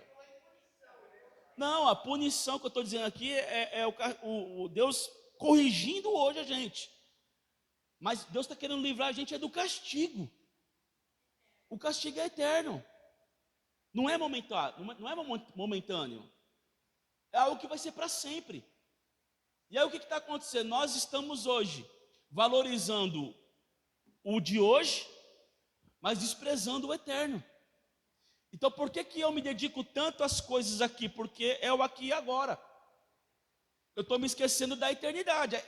Gente, se eu e você se transformar em pessoas inteligentes, e eu espero que isso aconteça, pessoas sábias e inteligentes, nós vamos parar de se preocupar com hoje, vamos se preocupar com amanhã, porque é o amanhã que está o problema. É o amanhã espiritualmente, sim, com o espiritual. Então o castigo é eterno. Então, para quando que é o castigo eterno, pastor? Para quando tu fechar os olhos, meu amigo. Começa ali o castigo eterno. Então Deus está querendo evitar que eu e você, que hoje Ele chama de filho, seja lançado num lago de fogo eterno amanhã como castigo. Então assim, Satanás já sabe qual é o castigo dele, amém? Então ele vai fazer o quê? Vai mostrar para você o outro lado, querido. Então, tipo assim, a palavra de Deus para Adão é: não come, Adão. A palavra de Satanás é: se você comesse, você ia ver o que ia acontecer. E nós estamos indo nisso por quê? Porque nós queremos algo momentâneo. Então, cuidado com isso aí. Cuidado com isso aí. Então, algumas coisas, igual a irmã Penha falou, Deus tratava ali na hora, mas quando Deus fazia isso, era para provocar um temor. Você quer ver só uma coisa? Deus fez isso no Novo Testamento. Novo Testamento, Atos capítulo 5. Você vai ver que tinha um casal, que agora me fugiu o nome aqui, acho que é Ananias e Safira. Eles roubaram a Deus no dízimo. Roubaram a Deus na oferta de entregar no pé do altar. E por fazer isso, e ó, preste atenção.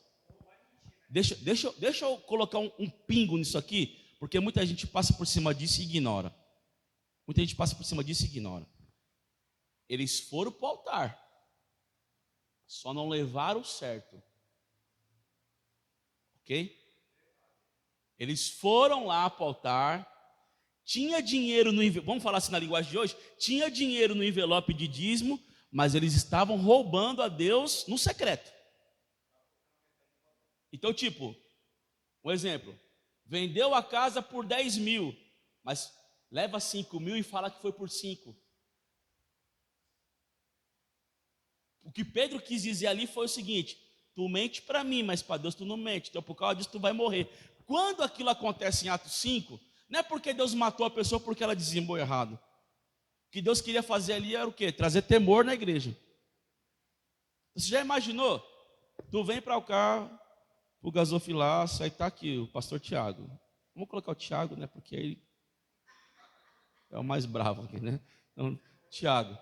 Está o Tiago aqui para orar pelo dizimista. Tu chega aqui com o envelope na mão, roubando a Deus. Caiu o pagamento de 1.000, tu veio com 50 conto de dia e fala: Senhor, fala que foi 50. Fala que foi 50, vamos combinar, foi 50. Foi só 500 que a gente recebeu. Aí chega aqui no altar, o Tiago levanta a mão para abençoar, a pessoa cai dura, morta. Isso pode acontecer, pastor? Pode. Isso pode. Então Deus usava, deixa eu explicar isso aqui para você entender. Deus usava sentenças imediatas quando ele queria trazer temor no povo. Quer ver uma outra cena? Tá a congregação toda reunida e Miriam e o outro camarada lá que eu esqueci o nome agora, estão lá se rebeliando contra Moisés. Arão, me ajuda aí, que agora deu branco. Não estava no script. Está todo mundo vendo.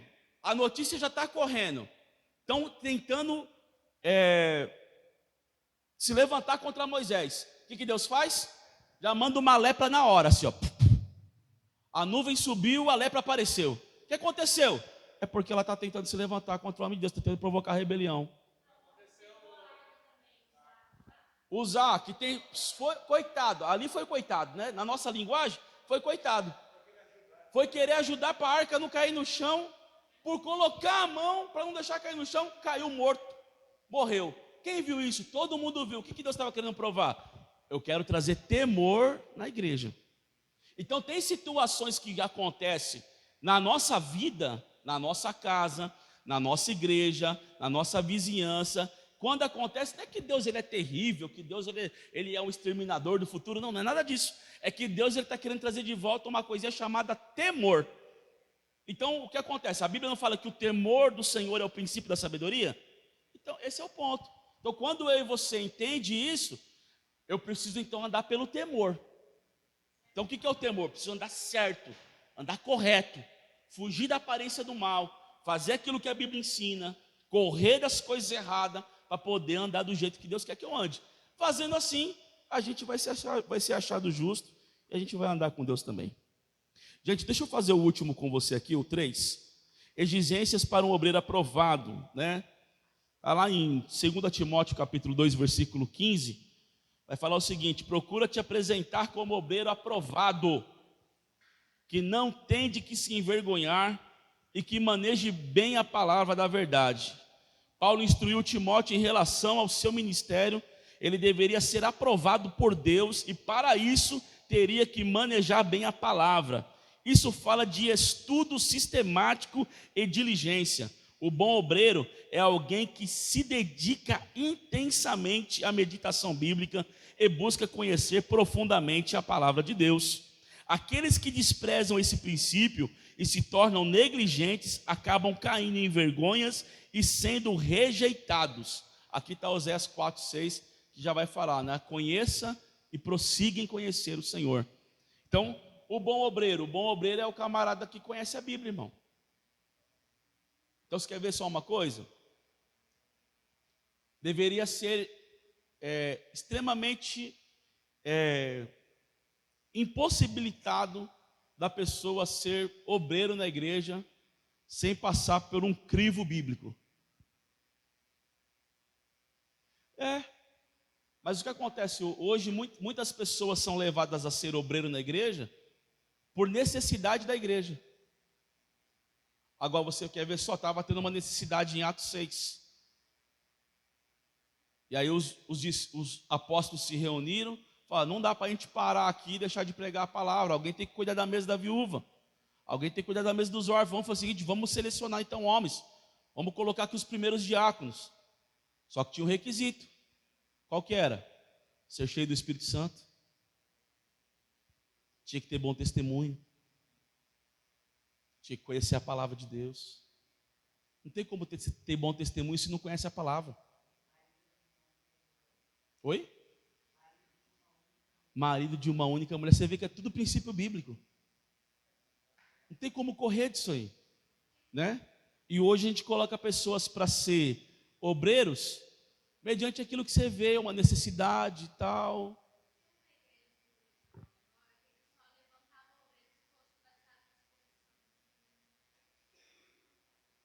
A necessidade da igreja hoje e a escassez de pessoas faz com que pessoas hoje sejam sem ser batizado. Entendeu? Como assim?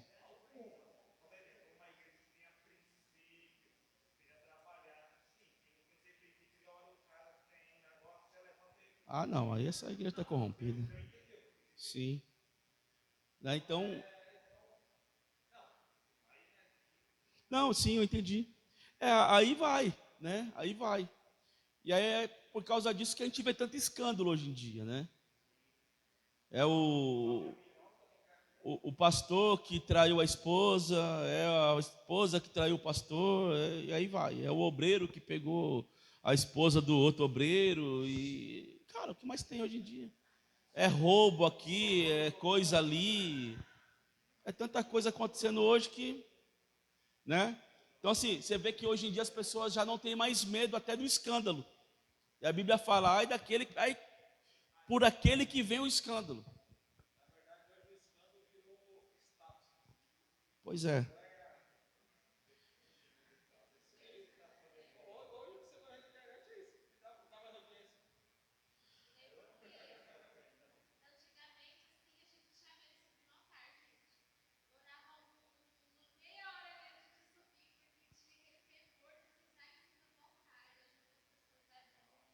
Hoje em dia as pessoas estão aqui em cima de qualquer jeito, filho. E não mudou nada, Deus não mudou, viu? Uma vez me perguntaram assim, pastor, mas aquele pregador ali está todo errado, está todo bagunçado, mesmo assim está no altar pregando, e Deus usa ele, e a minha palavra é usa. Usa porque Deus tem compromisso com a palavra. Só que é o seguinte, o que é dele está guardado. Esse é aquele que vai falar, Senhor, no teu nome eu preguei, no teu nome eu expulsei demônio, no teu nome eu fiz isso, no teu nome eu fiz aquilo, e Deus vai falar o que para ele? Sai de perto de mim, cara, eu nunca te conheci. Nunca soube quem é você. Em outras palavras, eu deixei você à vontade.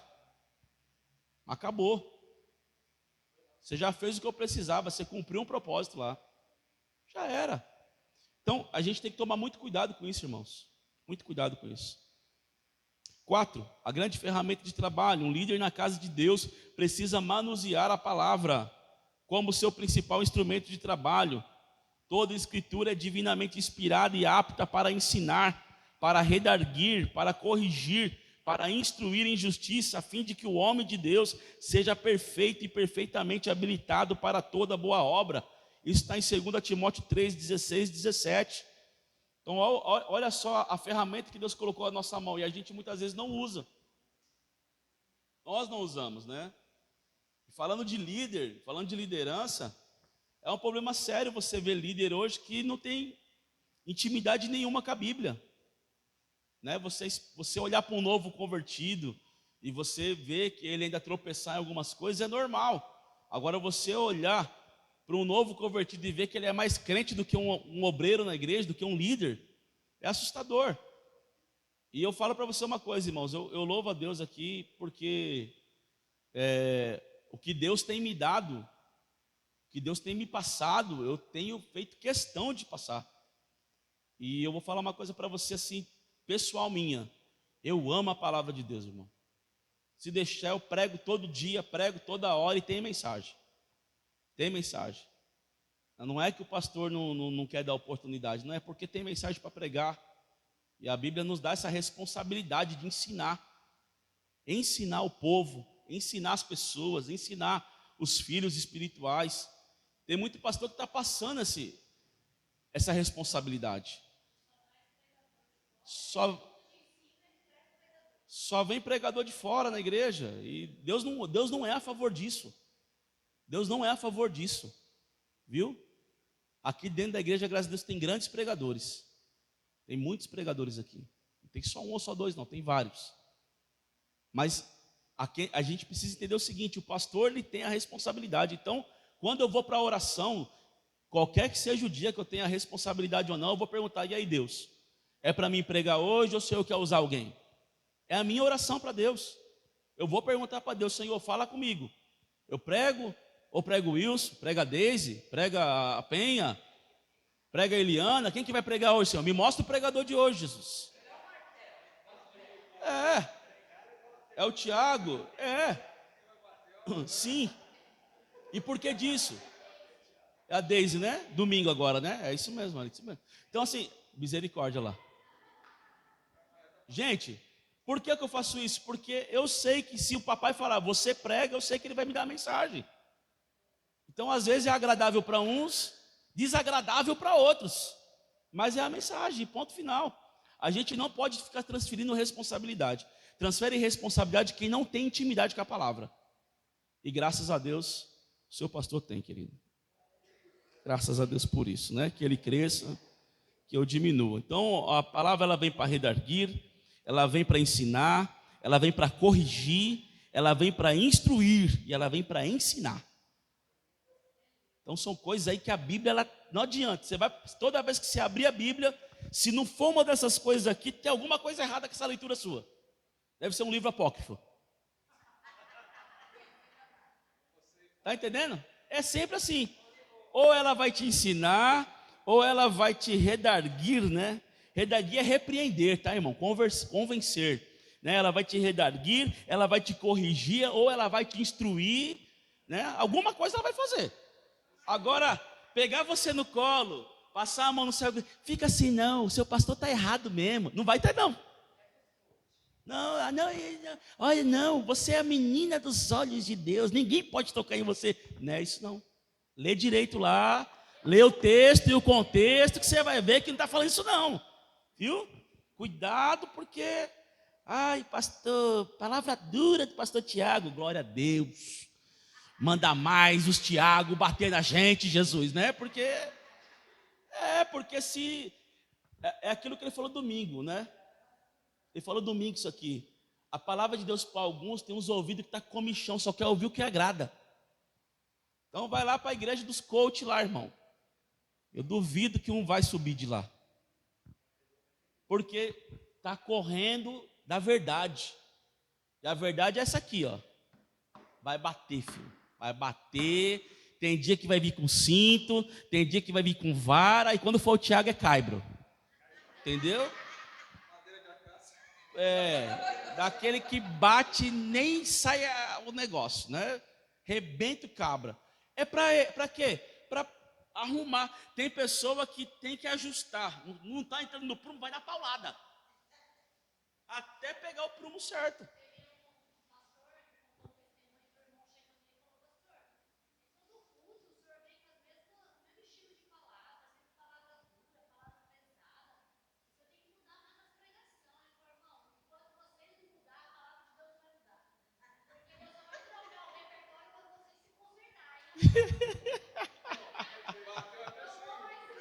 Tome mais uma, para ficar esperto.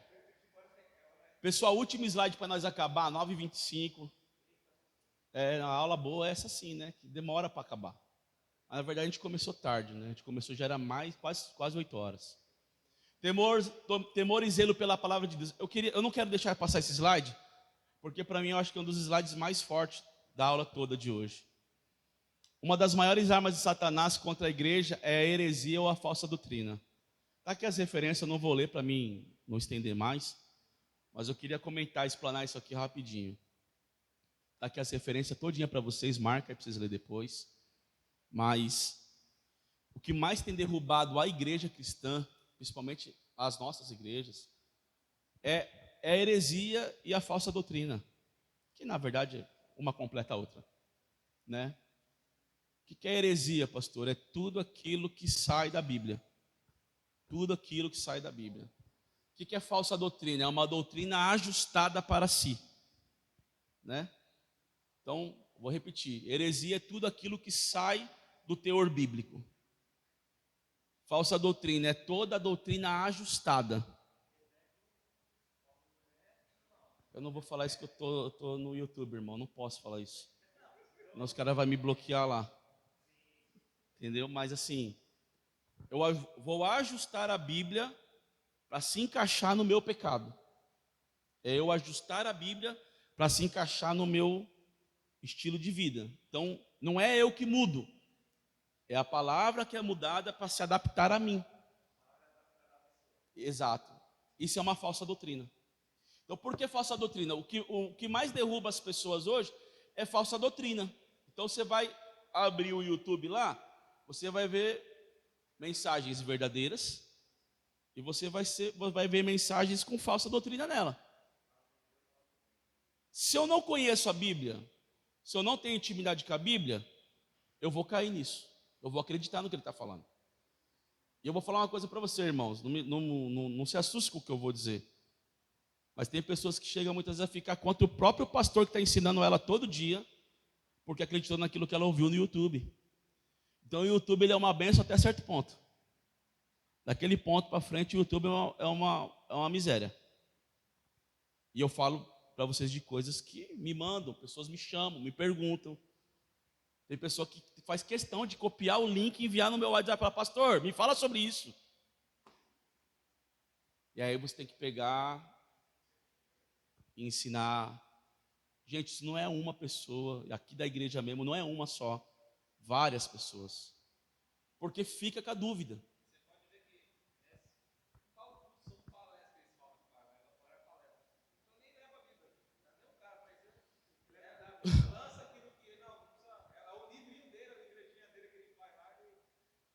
É o que eu estou dizendo. A falsa doutrina em si, ela é pior. Então, vocês lembram de uma mensagem que eu preguei aqui sobre as 3 doutrinas de Satanás?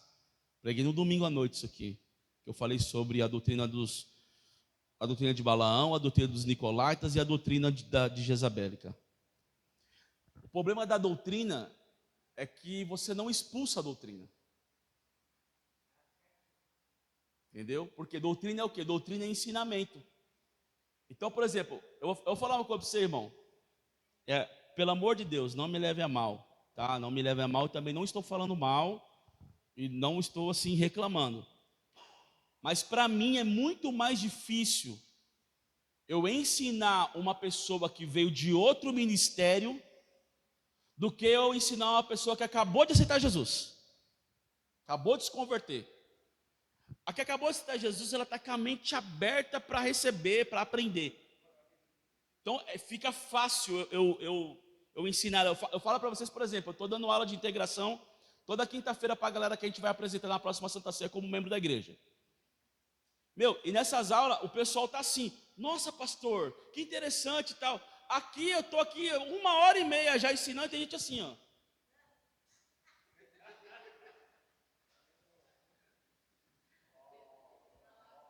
Está entendendo o que eu estou querendo dizer? Por quê? Porque é gente que já conhece. Então, quando você já conhece alguma coisa, você não quer deletar para aprender de novo. Você já quer, não, eu já sei isso aí. né? Aí a pergunta que o pastor faz é: será que o pastor não tem nada para ensinar para esse povo? Né? A pastora desligou.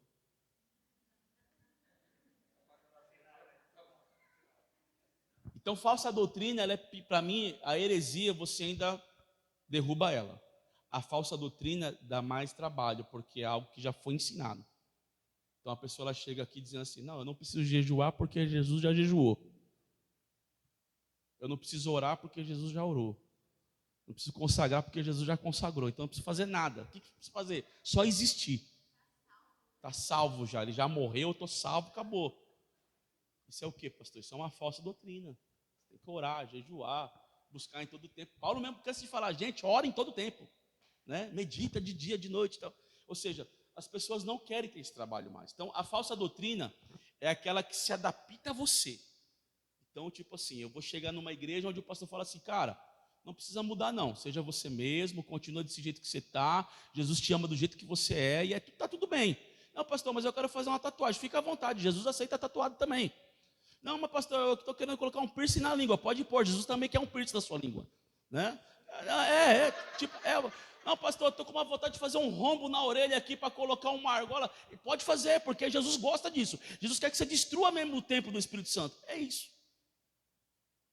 Aí se você chega numa igreja, por exemplo, como a nossa: pastor, eu posso fazer tatuagem? Aí você vai: não, querido. Por quê? Por que não? Mas está escrito na Bíblia, pastor, que eu não posso fazer? Não está escrito. Não posso falar para você que está escrito, porque não está. Mas só que é o seguinte: eu sou inteligente, e para o bom entendedor, um pinga letra. Está escrito? Tatuagem? Não está falando de marca. Então não pode fazer marcas. Pois é. Você quer ver só uma coisa?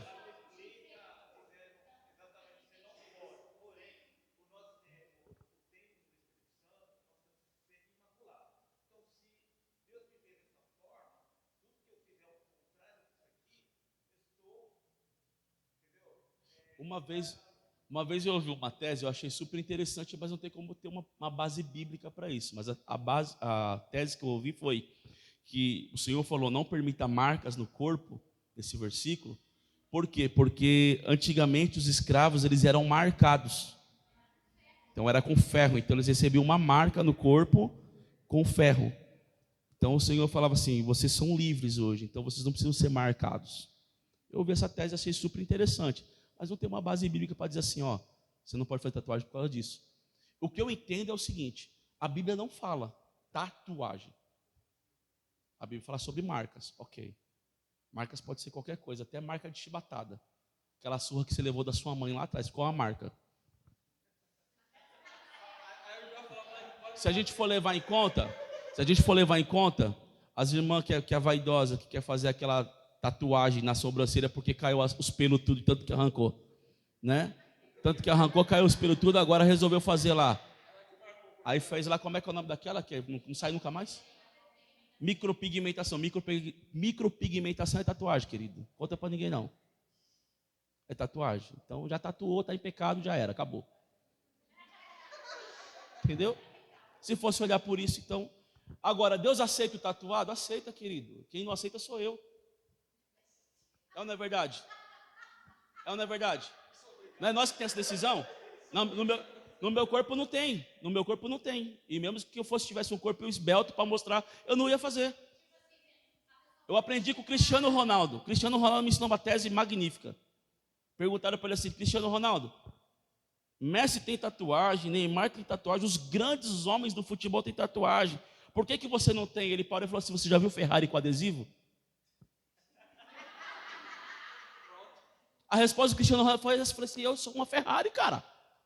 Não tem adesivo aqui não. Não vou colocar adesivo aqui não. Eu sou uma Ferrari na mão de Deus. Eu sou original.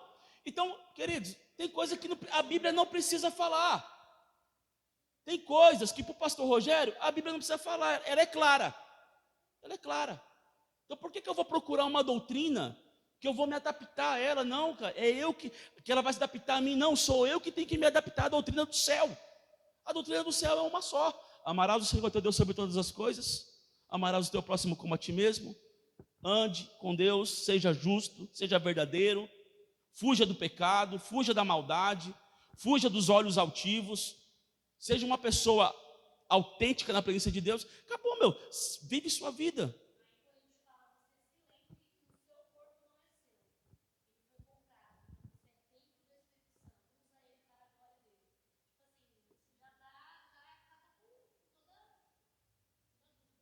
O problema para mim da falsa doutrina é exatamente essa.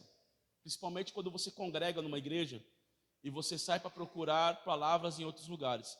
Pastor, o senhor é contra eu congregar em outra igreja? Não, querido, você quer ir, pode ficar à vontade, você nunca vai ser repreendido, nunca vai ser proibido de ir. O meu único conselho que eu dou quando alguém vem falar comigo para ir para outro lugar é: cuidado. Cuidado com o que vai ser colocado na mesa. Cuidado com o que você vai ouvir lá. Porque o que você vai ouvir lá pode destruir tudo que você conquistou até aqui.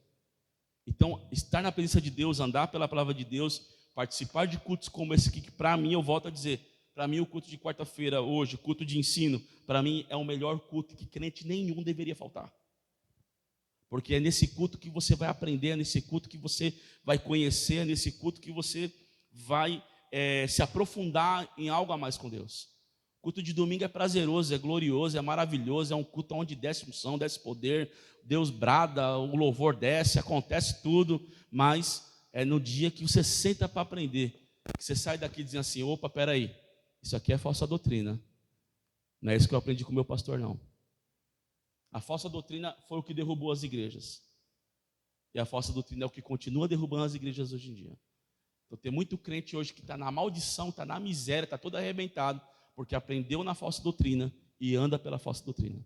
Porque a falsa doutrina, ela é cômoda, ela vai se adaptar a você. Então ela é confortável.